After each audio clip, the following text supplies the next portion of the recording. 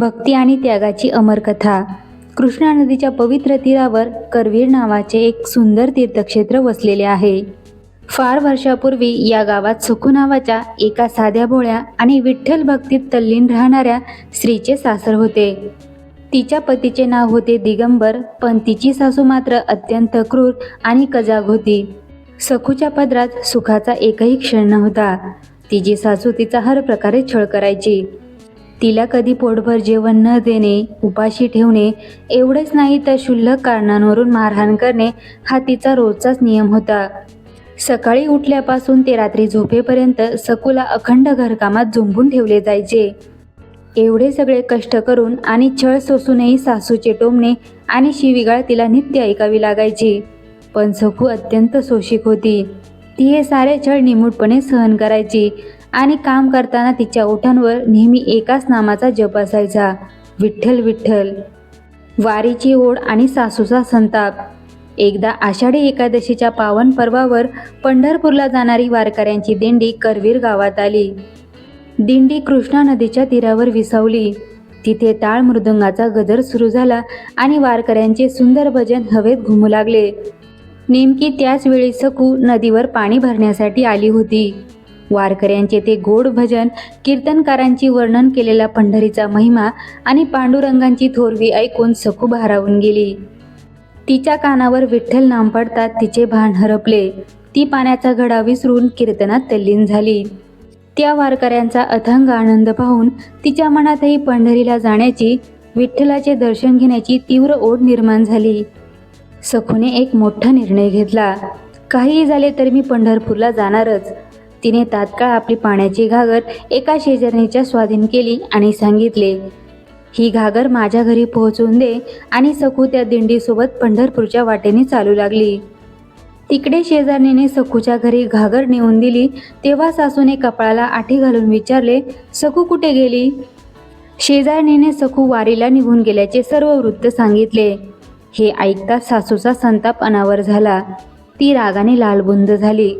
तिने आपल्या मुलाला दिगंबरला बोलावले आणि तात्काळ सखूला परत घेऊन येण्यास सांगितले. दिगंबर तरातरा चालत गेला आणि त्याने वाटेतच दिंडी गाठली. सखूला पाहून त्याने लोकांदेखत मारझोड करायला सुरुवात केली आणि तशाच अवस्थेत तिला फरफटत घरी घेऊन आला. सासू आणि नवऱ्याने मिळून सखूला एका अंधाऱ्या खोलीत कोंडून ठेवले. तिला दोरीने घट्ट बांधले आणि ठरवले की हिला आता अन्न आणि पाण्याचा एक थेंबही द्यायचा नाही.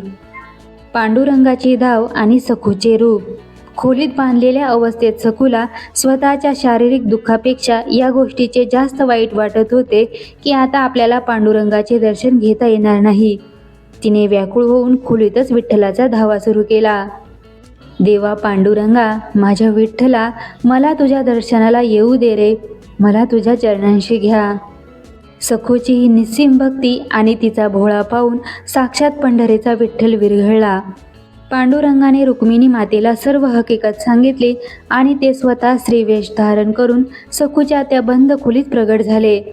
त्या दैवी स्त्रीने सखूची विचारपूस केली आणि म्हणाली, मी सुद्धा पंढरपूरची वारकरी आहेस, तू काळजी करू नकोस. सखूने रडत रडत आपली सर्व व्याकुळता तिच्यासमोर मांडली. तेव्हा त्या स्त्रीने विठ्ठलाने सखूचे बंध सोडवले आणि सांगितले, सखू, तू पंढरपूरला जाऊन ये, पांडुरंगाचे दर्शन घे. तोपर्यंत तुझ्या जागी तुझे रूप घेऊन मी या खोलीत बांधलेली राहील, कोणाला संशय येणार नाही. सखूचा आनंद गगनात मावेनासा झाला. ती तात्काळ पंढरपूरच्या दिशेने निघाली. पंढरपुरात पोहोचल्यानंतर विठ्ठलाचे ते सावळे आणि विलोभनीय रूप पाहून ती धन्य झाली.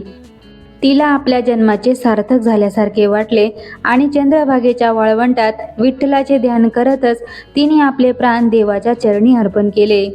दिंडीतील तिच्या गावच्या वारकऱ्यांनी तिला ओळखले आणि तिचे अंत्यसंस्कार केले. घरातला चमत्कार आणि पश्चाताप. तिकडे करवीर गावात एकादशी संपल्यानंतर दिगंबरने सखू कोंडलेल्या खोलीचे दार उघडले. खोलीत सखूच्या रूपात साक्षात पांडुरंग बांधलेले होते. दिगंबरने बंद सोडवताच सखू बनलेले विठ्ठल नेहमीप्रमाणे घरातील सगळी कामे अत्यंत निमूटपणे करू लागले. सासूने सांगितलेले प्रत्येक काम सखू हसतमुखाने करत होती. दुसरीकडे पंढरपुरात सखूचे अंत्यसंस्कार करून तिचे वारकरी जेव्हा करवीरला परत आले तेव्हा ते थेट सखूच्या घरी पोहोचले. घरात सखूला जिवंत आणि काम करताना पाहून त्यांच्या आश्चर्याला सीमा नाही राहिली. त्यांनी दिगंबर आणि सासूला एकत्र बोलवले आणि सांगितले, अहो हे कसे शक्य आहे? सखूने तर पंढरपूरच्या विठ्ठलाच्या चरणी प्राण सोडले. आम्ही स्वतः तिच्या पार्थिवावर अंत्यसंस्कार केले आहेत. हे ऐकून घरात गोंधळ उडाला. सर्वांनी सखूला विचारले, सखू नक्की प्रकार काय आहे? खरं काय ते सांग. तेव्हा सखूच्या रूपातील देवाने आपले खरे रूप प्रगट केले. त्याच वेळी पंढरपुरात रुक्मिणी मातेने सखूची राख आणि अस्थी गोळा करून तिला पुन्हा जिवंत केले.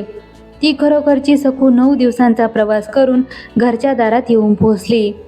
वाटेतच तिला पांडुरंग आपल्या मूळ रूपात परतताना भेटले होते. जेव्हा सखूने सासू आणि नवऱ्याला विठ्ठलाने तिच्यासाठी घेतलेल्या कष्टांची आणि संपूर्ण घटनेची हकीकत सांगितली तेव्हा सासू आणि दिगंबर स्तब्ध झाले. त्यांच्या डोळ्यातून पश्चातापाचे अश्रू वाहू लागले. ज्या भक्तासाठी साक्षात परमेश्वर घरात येऊन राबला त्या सखूचा छळ केल्याबद्दल त्यांना स्वतःचीच लाज वाटली. कथेचा संदेश. संत सखूबाईंची ही कथा आपल्याला शिकवते की खरी भक्ती ही भौतिक बंधनांपेक्षा मोठी असते. जेव्हा भक्त देवासाठी व्याकुळ होतो तेव्हा देव स्वतः भक्तांचे दुःख दूर करण्यासाठी कोणत्याही रूपाने धावून येतो.